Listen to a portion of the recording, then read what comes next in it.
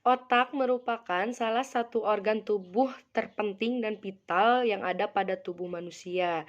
Karena otak merupakan pusat dari sistem syaraf dan juga sebagai pengendali tubuh seseorang. Apabila seseorang memiliki otak yang sehat, maka itu akan mendorong tubuhnya untuk sehat pula. Sedangkan sebaliknya, apabila seseorang memiliki otak yang tidak sehat, maka itu akan menjadi penyebab terjadinya masalah pada tubuh. Otak terbentuk dari dua sel, yaitu sel neuron dan sel glia. Sel glia merupakan sel pelapis atau sel pelindung yang melindungi sel neuron, sedangkan sel neuron sendiri merupakan sel yang membawa segala macam informasi yang dibutuhkan tubuh kepada otak. Nah, sel neuron ini membawa informasi ke dalam otak dalam bentuk potensial aksi. Maksudnya yaitu menggunakan aliran ionik positif dan aliran ion negatif yang berjalan atau bergerak melalui membran sel.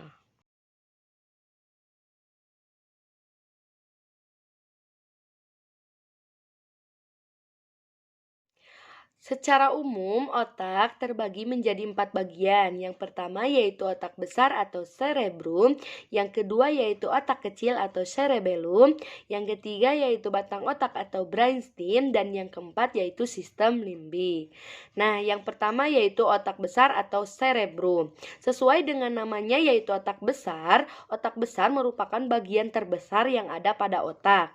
Otak besar merupakan bagian otak yang mampu membedakan antara otak manusia dengan otak binatang.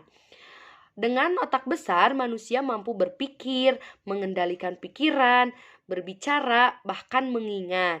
Kecerdasan seseorang pun dapat diukur dengan otak besar. Nah, otak besar terbagi menjadi beberapa bagian, yaitu yang pertama, lobus frontal. Lobus frontal yaitu bagian otak yang terletak di paling atau yang menduduki bagian yang paling depan atau terdepan dari struktur otak besar.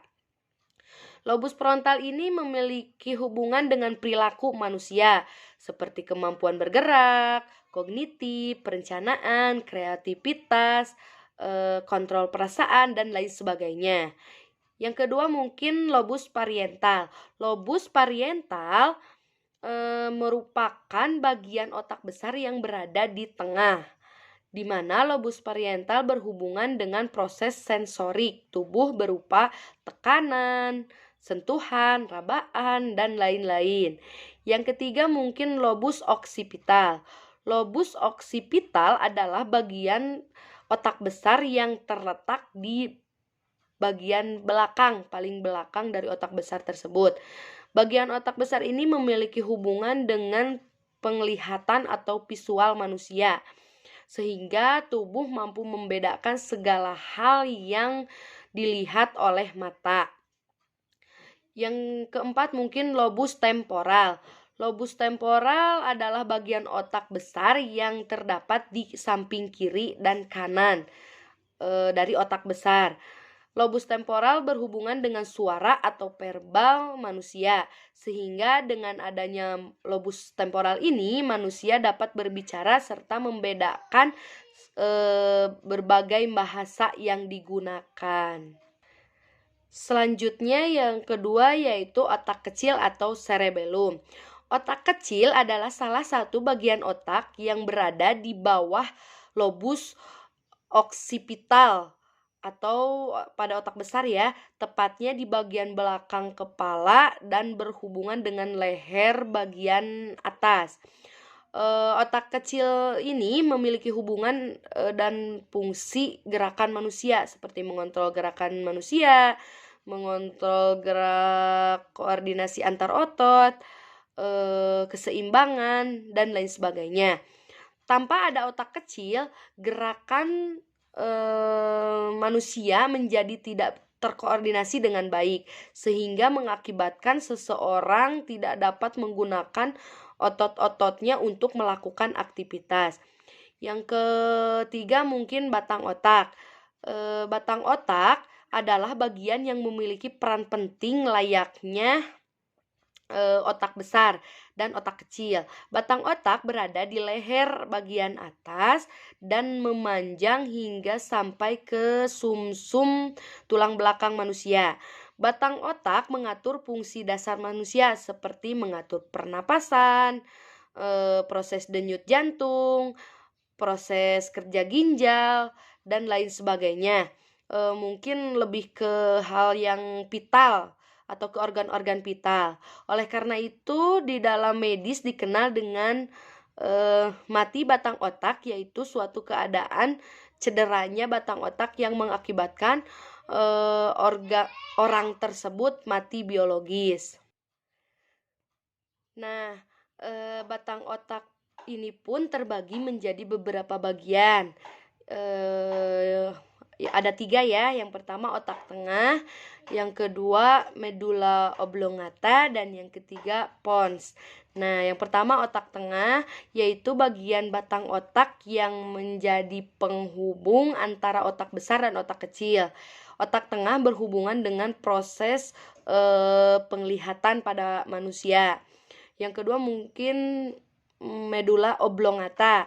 Medula oblongata adalah titik awal dimulainya saraf yang akan menuju ke tulang belakang, sehingga dilanjutkan ke seluruh tubuh, serta medula oblongata ini berhubungan dengan pengontrolan fungsi otomatis organ-organ pada manusia. Yang ketiga yaitu pons. Nah, pons ini adalah bagian batang otak yang terletak di bawah medula medula oblongata dan mengatur serta meneruskan segala informasi ke bagian otak yang lain. Nah, yang keempat, yang terakhir yaitu sistem limbik, di mana sistem limbik merupakan bagian otak yang terletak di tengah-tengah otak. Komponen dari sistem limbik yaitu hipotalamus, talamus, amigdala, korteks, korteks limbik, dan hipokampus. Sistem limbik merupakan bagian otak berhubungan dengan alam sadar manusia, di mana pusat emosi, pusat data, pusat haus, pusat lapar, dan sebagainya mengistilahkan sistem limbik sebagai tempat duduk bagi segala nafsu manusia, tempat bermuaranya cinta dan benci. Fungsi otak secara umum terbagi menjadi beberapa bagian, diantaranya pertama sebagai alat sensor terhadap perasaan, yang kedua sebagai pusat pengatur gerakan koordinasi antar otot tubuh, yang ketiga sebagai alat untuk menerjemahkan verbal atau pendengaran, yang keempat sebagai pusat masuknya informasi, yang kelima sebagai penerjemah visual atau penglihatan, dan lain sebagainya. Sekian yang bisa saya sampaikan. Mohon maaf apabila banyak kekurangan, karena saya masih tahap belajar.